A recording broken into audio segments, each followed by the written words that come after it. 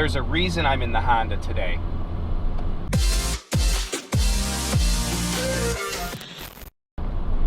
Good morning, everybody. Wonderful, gloomy day in Northern Illinois.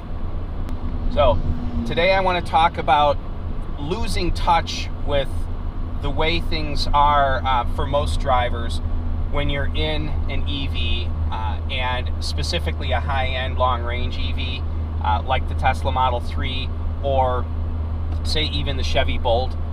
The long-range EVs, they're a joy and a blessing, and you know, honestly, it is obviously the future, and the future I think will be here sooner than most people realize. Nevertheless, there definitely is there's still quite a bit of time yet before gas cars hit the point of being impractical enough that people will switch from gas cars to electric. I think most people recognize this. Well, I realized something, and that is that at this point I've got nearly 36,000 miles on my Model 3.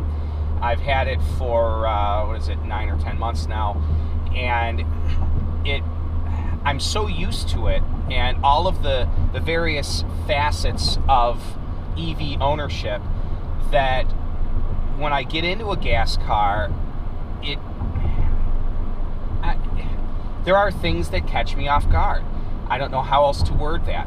A perfect example of that is I just gassed this thing up. Now, this is my personal car. I've owned it for a year and a half now, and it's a great car. I love it, but I don't drive it much. I've got, in a year and a half, I've put 10,220 miles on it.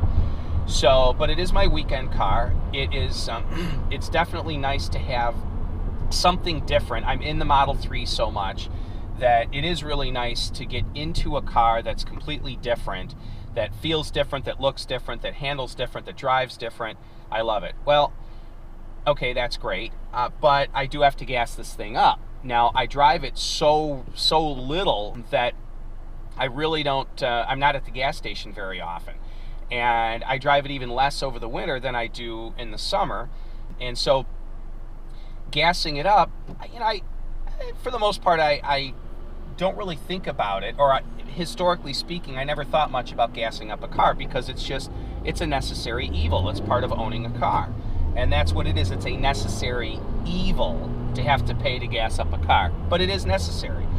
But I stopped and gassed this thing up today, and now I put premium in this car for a lot of reasons, not the least of which it's a turbocharged car. It's a small displacement. It's a 1.5 liter engine, and it's 17 psi of boost from the turbo, so it really does run a lot better with premium. So I'll put premium in it. $3.20 a gallon. I about fell over.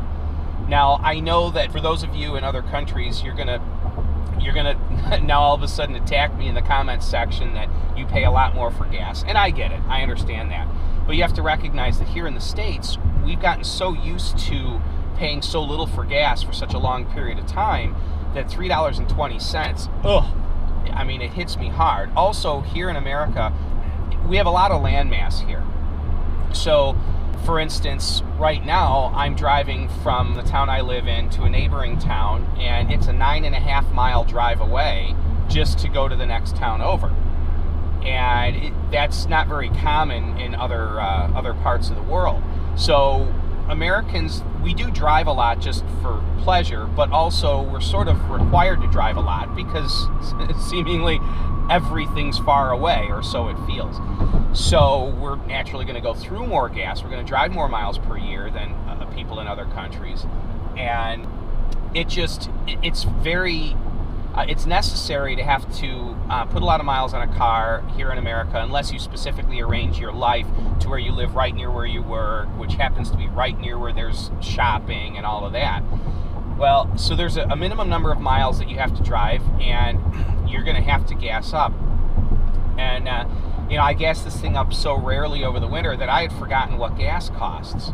And I mean, thank God this thing has a tiny tank, but my gosh, $3.20 a gallon. And it got me thinking about how much I've lost touch with what it's like for most people driving a car.